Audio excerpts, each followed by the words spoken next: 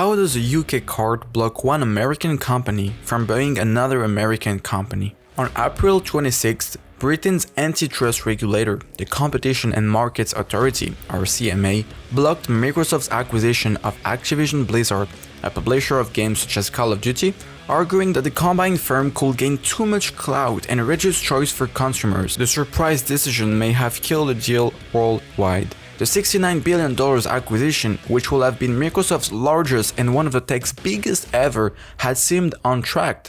The European Commission was expected to give it the nod next month. America's Federal Trade Commission, FTC, had objected but faced a difficult battle in court to stop it. Britain had long been seen as the hardest of the big three regulators to convince, but when in March the CMA dismissed concerns from Sony about Microsoft's advantage in the console market, and after Microsoft signed 10-year deals to make Activision games available on other platforms, it looked like game on. Instead, it seems to be game over. The CMA ruled that in cloud gaming, an emerging technology in which games are streamed Netflix style, Microsoft plus Activision might become excessively dominant. Microsoft is already the biggest player in cloud gaming, with some 2/3 of the worldwide business. Control of Activision's catalog of hits might make it unassailable, the CMA said, adding that it doubted the effectiveness of 10-year deals in a new and fast-changing market. The cloud gaming market is indeed new and fast-changing, which makes it an odd place to wield a regulatory sledgehammer. Cloud streaming subscriptions accounted for less than 1% of game spending last year, and it is far from certain that the technology will take off.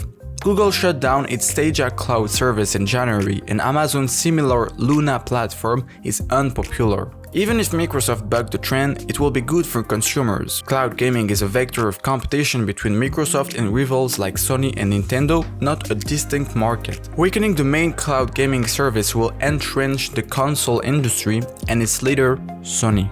Microsoft and Activision will appeal, yet Britain's appeals tribunal focuses narrowly on process and tends to defer to the CMA.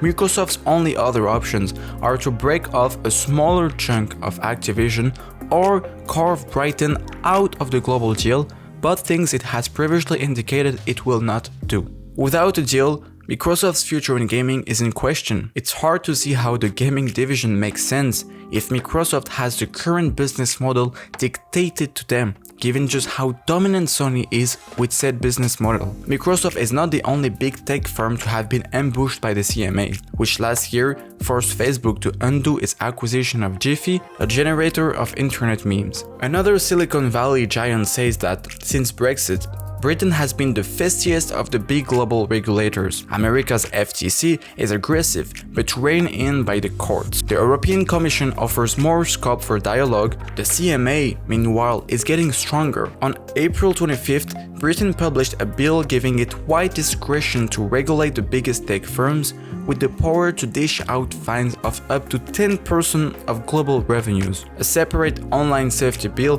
proposes more rules for tech companies, including restrictions on encryption. Yet, Britain's new global clout may backfire. WhatsApp and others have threatened to leave the country rather than apply its encryption rules worldwide. Activision, whose share price fell by 1/10 on the ruling, says it will reassess British plans, adding, global innovators, large and small, will take note that, despite all its rhetoric, the UK is closed for business.